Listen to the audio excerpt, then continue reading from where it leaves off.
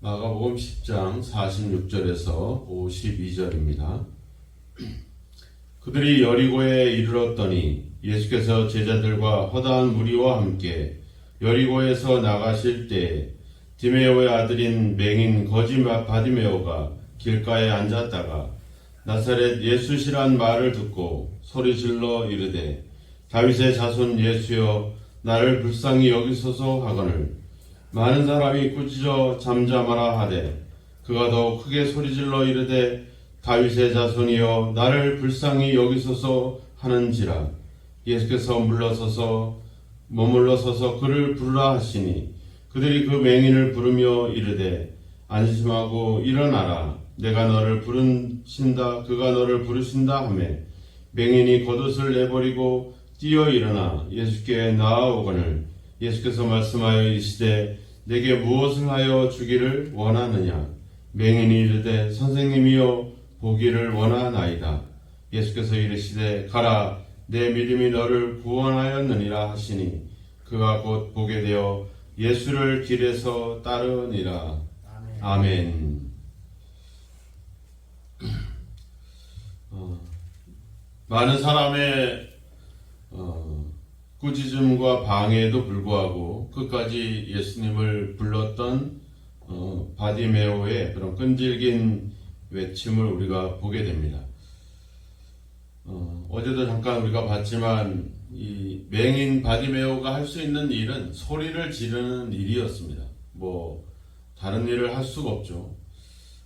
그 점에서 우리가 하나님께 우리가 뭔가를 간구할 때 또 우리가 하나님의 일들을 감당할 때 우리가 많은 일을 할 필요는 없습니다. 가장 내가 할 수 있는 일을 하면 되겠죠. 우리가 예수님이 그 나사로의 집에 방문했을 때에도 마르다는 음식을 하는 것으로 예수님을 대접했고 마리아는 예수님의 말씀을 듣는 것으로 예수님을 대접했죠. 마르다가 자기가 하는 일이 너무 분주해서 예수님께 와서 불만을 토로하죠. 왜 나만 이렇게 일을 해야 되는지, 그리고 마리아한테 명해서 빨리 언니 일을 좀 도와주라고 이렇게 말씀해야 되지 않냐, 이렇게 얘기할 때 예수님이 그러잖아요. 한 가지만이라도 족하다. 이렇게. 그리고 마리아는 좋은 편을 선택했다, 이렇게 이야기를 합니다. 많은 일을 가지고 고민할 필요 없습니다. 내가 할 수 있는 일, 내가 가지고 있는 능력, 그것을 발휘해서 예수님을 만나면 되고 예수님의 일을 하면 되는 거죠. 바디메오는 자기가 할 수 있는 일은 소리를 지르는 일입니다. 그 일을 통해서 예수님을 만났다라고 하는 사실. 근데 바디메오가 고백을 하잖아요. 다윗의 자손 예수여, 다윗의 자손 예수여. 이 표현은 그 예수님을 메시아로 고백하는 표현이라고 이야기했습니다. 이스라엘 사람들은 이 메시아가 오는 것을 마치 다윗 왕이 다시 재현되어지는 그런 생각을 품고 있었습니다. 그래서 메시아가 오면 적들을 정복하고 이제 다윗의 왕국을 다시 재건할 것이다 라고 하는 그런 어떤 기대들을 갖고 있었죠. 우리가 그 당시에 예수님을 만나는 사람마다 병고침을 받고 또 어떤 귀신을 쫓아냄을 받고 이런 능력을 행하는 것에 집중하고 있는 반면에 이 사람도 결국은 자기가 눈을 뜨기를 원했지만 그 고백 속에는 예수님을 메시아로 고백하는 그런 고백이 있었다라고 하는 사실입니다. 어떻게 보면 지금 46절에 보면 제자들과 허다한 무리가 함께 예수님과 동행하고 있지만 그분을 진짜 메시아로 그렇게 하나님의 아들로 그들이 진정한 고백을 가지고 따라가고 있는가? 그들은 눈을 뜨고 멀쩡한 몸으로 예수님을 따르고 있지만 진정한 고백이 없었지만 이 맹인 거지 바디메오는 거지였고 맹인이었지만 예수님에 대한 제대로 된 고백을 갖고 있었다라고 하는 것. 앞서도 얘기했지만 47절에 보면 나사렛 예수다 이런 말을 들었지만 이 사람은 나사렛 예수여 이렇게 소리 지르지 않죠. 다윗의 자손 예수여. 그러니까 이것을 보면은 결국 그동안에 이 사람이 예수님에 대한 소문을 들었고 결국 그러한 여러 가지 과정 속에서 예수님이 메시아라고 하는 사실을 알고 그와의 만남을 고대했다라고 하는 사실입니다. 그리고 예수님을 향해서 소리를 질렀다라고 하는 것이죠. 그러니까 사람들은 48절에 보면 많은 사람이 꾸짖어 잠잠하라 했다 이렇게 나오죠. 그러니까 그동안에 우리가 과정을 보면 그렇잖아요. 어린아이들이 예수님께 왔을 때에도 제자들이 꾸짖잖아요. 왜 예수님을 귀찮게 하고 있는 그런 자들.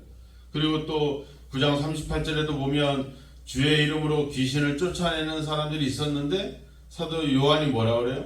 우리를 따르지 아니하므로 우리가 금했다 하지 말라고 했다.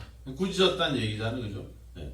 계속 그런 장면들. 그러니까 어린아이들, 그런 종들, 또 주의 이름으로 귀신을 쫓아냈던 사람들, 이런 거짓 맹인이었던 바디메오들, 이런 사람들은 계속 꾸짖고 잠잠하라. 왜? 이런 사람들은 하나님 나라에 속하지 않는 사람들이다라는 생각들을 갖고 있었던 거죠. 반대로 부자 청년이었던 관원이 왔을 때, 또 바리새인들이 왔을 때 제자들의 반응은 그들을 꾸짖거나 야단을 치지 않습니다. 그런 사람들이 예수님께 와서 질문하는 것들을 보면서 고상하게 생각하고 이랬다는 거죠. 그러니까 하나님 나라에 속하지 않았던 어린아이들, 또 이런 거지, 또 맹인, 이런 사람들은 무시해버렸고, 오히려 저런 사람들은 하나님 나라에 반드시 들어갈 수 있어. 어릴 적부터 율법을 지켜왔던 부자 청년이라든지, 또 말씀을 연구하는 서기관이라든지, 또 말씀대로 살아가는 그 바리새인들이라든지, 이런 사람들은 꾸짖거나 방해거리로 여기지 않았던 이런 생각들. 근데 진정한 신앙의 고백들은 그동안에 외면하고 무시했던 그런 사람들을 통해서 예수님에 대한 신앙 고백들이 나오고 있었다라고 하는 겁니다. 그래서 예수님의 관심은 그런 사람들에게 있는 거죠. 그래서 49절에 보면 그를 부르라 이렇게 얘기하죠. 그랬더니 사람들이 반응이 달라지죠.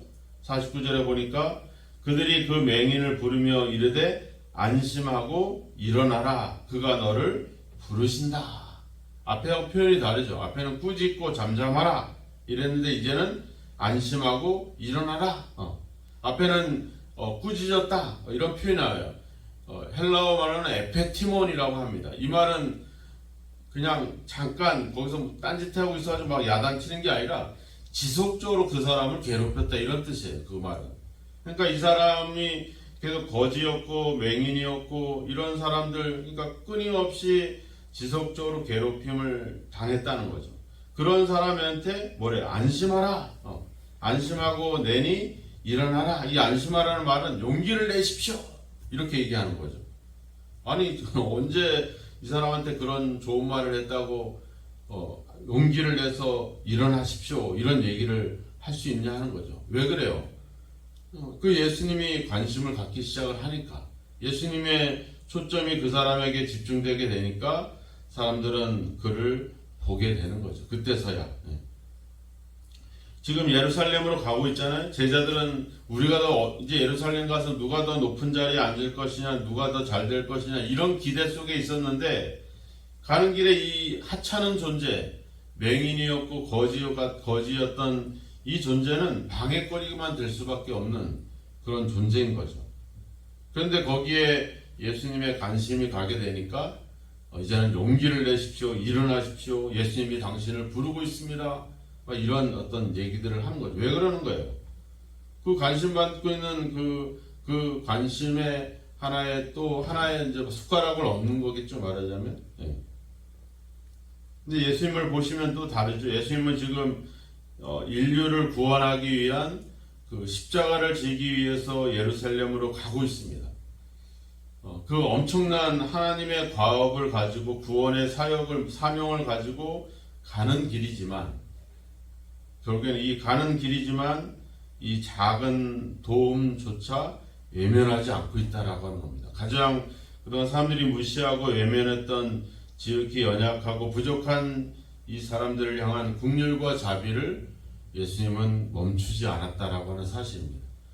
여기서 우리의 모습의 비교가 되죠. 우리는 제자들처럼 더 높은 자리, 더 성공적인 인생을 향해서 가면서 아주 귀찮고 하찮은 존재들에 대해서 외면하고 무시한 반면에 예수님은 인류를 구원한다라고 하는 이 엄청난 과업에도 불구하고 이제 아주 작은 어떤 도움과 이런 일에도 결코 외면하지 않고 그렇게 그 사람들을 만나주는 이 예수님의 모습, 거기에 사람들은 감동이 되는 거죠. 그래서 50절에 보면 맹인이 겉옷을 내버리고 뛰어 일어나 예수께 나아갔다 이렇게 나와 있죠.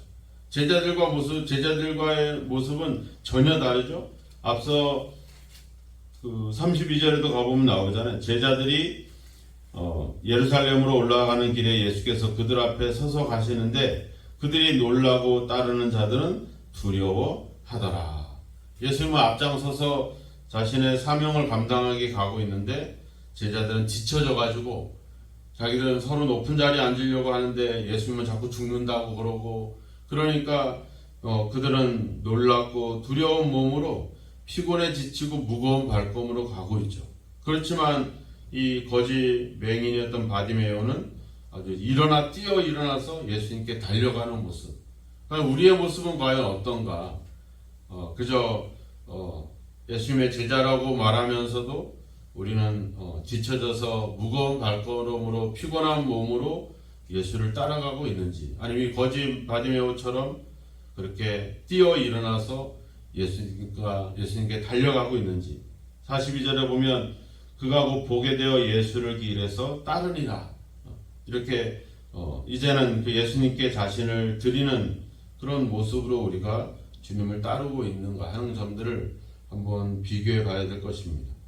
예수님은 이 맹인에게 얘기하죠. 내게 무엇을 하여 주기를 원하느냐. 알죠. 당연히 맹인이 눈을 뜨는 것을 원하겠지 뭐 다른 것을 원하겠어요. 이 사람의 필요를 알지만 예수님은 그의 고백을 듣고 싶어 하는 겁니다. 그의 명확한 어떤 확신을, 어떤 그런 자기의 그 의지를 정확하게 표현해 주기를 예수님은 원하고 있다라고 하는 겁니다. 왜 그러겠어요? 그가 이미 믿음을 갖고 있었잖아요. 이분이 메시아라고 하는 사실, 이분에 대한 만남을 고대했다라고 하는 사실, 그런 어떤 믿음이 있음에도 불구하고 그 믿음을 구체적으로 정확하게 고백하기를 원하고 계신다라고 하는 겁니다. 우리가 기도하는 이유가 바로 거기에 있습니다. 하나님은 우리의 필요를 다 아시죠. 우리에게 무엇이 있어야 될지를 너희 아버지께서 다 아신다. 다 아시지만 우리가 기도하라고 하시는 이유가 있죠. 우리에게 그런 고백을 하기를 원하시는 이유가 있죠. 그것은 예수님이 뭐 정확하게 알기를 원하는 게 아니라 그 고백을 통해서 우리의 믿음을 더욱더 확고히 견고히 하고자 하는 그 하나님의 뜻이, 그 속에 은혜가 또 담겨져 있다라고 하는 겁니다. 우리가 다 필요한 걸 알고 예수님에 대한 고백을 알지만 기도를 통해서 하나님은 더 우리의 믿음을 더 견고하게, 더 공고하게 하기를 원하시고 있다는 것이죠. 그런 어떤 그 예수님의 은혜가 계속 이 과정 속에 있습니다. 근데 예수님이 이 맹인을 향해서 뭐라고 얘기하냐면, 가라, 내 믿음이 너를 구원하였느니라. 이 사람은 이제 눈을 뜨기를 원했잖아요. 그죠? 그랬는데 예수님은 그래, 내가 치료를 받았다. 이제 내가 보게 될 것이다. 이렇게 표현하지 않고 가라 이렇게 표현을 해요. 우리가 재밌는 건 마태복음에 가보면 예수님이 이 소경의 눈을 만졌다 이렇게 나와요. 민망히 여기사 그의 눈을 만졌다. 누가복음에 가보면 보라 이렇게 나와요 또. 근데 여기서는 가라 이렇게 나와요. 의미가 좀 이상하죠. 좀 다를 수도 있죠. 우리가 누가복음은 그 의사라고 하는 사람, 의사였던 누가가 기록을 하고 있잖아요.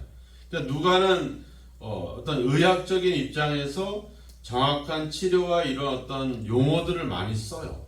그러니까 이제 그 분에게는 뭐 가라, 만졌다 이런 표현보다는 나았다, 치료를 받았다 이런 표현들이 더 저 자신에게는 더 성령의 감동을 받게 되는 거죠. 그래서 그분은 의사였던 누가는 보았다, 봐라 이런 표현을 쓰게 되는 거고, 마태복음에서는 마태복음은 이 복음서가 유대인들에게 전달되는 거거든요. 그래가지고 유대인들과 기독교와 어떤 구약을 통해서 어떤 연결고리에 있다는 것을 연결해주고 싶은 거예요. 그러니까 어떤 서로 만지고 연결되는 그런 어떤 의미를 갖게 되고, 근데 이 마가복음은 지금 로마에서 박해받고 있는 그런 그리스도인들을 향해서 쓰고 있는 거거든요. 그 사람들에게는 어떤 용기가 필요한 겁니다. 그 사람들에게는 이 박해 속에서도 믿음을 계속 가야 되는 그런 어떤 확고한 신앙들이 필요한 거예요. 어떤 치료도 중요하고 어떤 그 사람들을 이렇게 만져서 위로해 주는 것도 중요하지만 지금은 그들이 이 박해를 뛰어넘을 수 있는 어떤 그런 강건함이 필요한 거예요. 뭔가 전진하고 뭔가 이런 게 필요한 거죠. 그래서 가라 이렇게 표현을 하고 있는 겁니다. 그러니까 이 예수님이 가라 이 표현에는 치료를 받았다, 네가 이제 보게 될 것이다, 이게 다 포함이 되어 있는 거죠. 그래서 그것을 그 메시지를 듣는 사람들이 처해 있는 상황은 저마다 다르기 때문에 거기에 있는 표현들을 쓰게 되는 것입니다. 그래서 오늘도 우리에겐 가라 이렇게 얘기하고 있는 거죠. 우리가 지금 이런 힘든 어떤 세상 속에서 믿음으로 이렇게 예수님을 제대로 이해하지 못하고 서로 높은 자리에 앉으려고 하는 이런 싸움 속에 있는 이들, 그 속에서 같이 어울려서 잊지 말고 뭐예요? 가라 이거야. 그것을 넘어가라 이런 얘기를 하는 거죠. 이런 표현들 우리가 보면서 오늘도 뭐 다른 사람들의 어떤 방해와 이런 꾸짖고 잠잠하라 하는 이런 여러 가지 어려움 속에서 있지만 우리가 예수님에 대한 분명한 신앙의 고백을 가지고 우리는 끝까지 예수님을 따라야 될 것입니다. 그리고 그 예수님께 우리는 명확하게 이미 다 알고 계시지만 우리가 무엇을 원하는지, 무엇을 하나님께 기도하는지 정확하게 우리가 그분 앞에 우리의 믿음을 고백하시고, 그리고 그 믿음을 갖고 주님의 이 은혜를 믿고 우리가 담대하게 세상을 향해서 또 우리의 삶을 향해서 담대하게 전진할 수 있는 그런 믿음을 가져야 될 줄로 믿습니다. 오늘 가라 내 믿음이 너를 구원하였느니라 이 메시지를 다시 한번 기억하시고 여러분들의 믿음을 더욱더 견고히 하시고 어떤 방해와 어려움에도 극복하고 오직 주님에 대한 믿음의 고백을 갖고 담대하게 살아가시는, 그래서 제자들처럼 무겁고 피곤한 발걸음이 아니라 예수님에 대한 분명한 믿음을 통해서 오늘도 자신 있게 뛰어 일어나 예수님을 따를 수 있는 그런 모습이 저와 여러분에게 있기를 주님의 이름으로 축원합니다. 기도하겠습니다. 하나님 아버지, 우리도 여러 가지 주님 개인적인 장애와 개인적인 어려움들과 또 아버지 외부로부터 오는 여러 가지 신앙의 방해들을 겪게 됩니다. 하지만 우리가 주님에 대한 믿음의 고백들을 잃지 않고 더 분명한 신앙의 고백을 가지고 주님을 따르는 주님의 제자들이 되기를 소망합니다. 하나님 아버지 주여, 이 시대에 아버지 박해와 어려움들을 당연히 여기면서 아버지 우리가 할 수 있는 일들을 할 수 있는 아버지 저희들이 되게 하옵소서. 다른 사람들을 따라 흉내내거나 아버지 모양을 내지 않게 하시고 하나님께서 우리에게 주신 능력과 아버지 주여 우리만이 갖고 있는 그런 힘을 발휘해서 주님을 따르는 일에 주저함이 없도록 주여 도와 주옵소서. 세상에 대한 욕심과 탐욕으로 인하여서 우리의 인생의 발걸음이 무거운 발걸음이 되지 않게 하시고 주님께 맡기고 주님의 아버지에 대한 믿음의 고백을 가지고 주님을 따를 때 참으로 기뻐 뛰며 주님을 따를 수 있는 믿음의 제자들이 될 수 있도록 오늘도 우리를 인도하시고 함께 하옵소서. 이 새벽에도 기도합니다. 우리에게 무엇이 있어야 될 줄을 다 아시지만 우리가 분명하고 정확한 아버지의 믿음의 고백과 또 하나님께 간구함을 통해서 아버지 응답의 역사를 경험할 수 있도록 오늘도 우리를 인도하시고 함께하여 주옵소서. 예수님의 이름으로 기도하옵나이다. 아멘.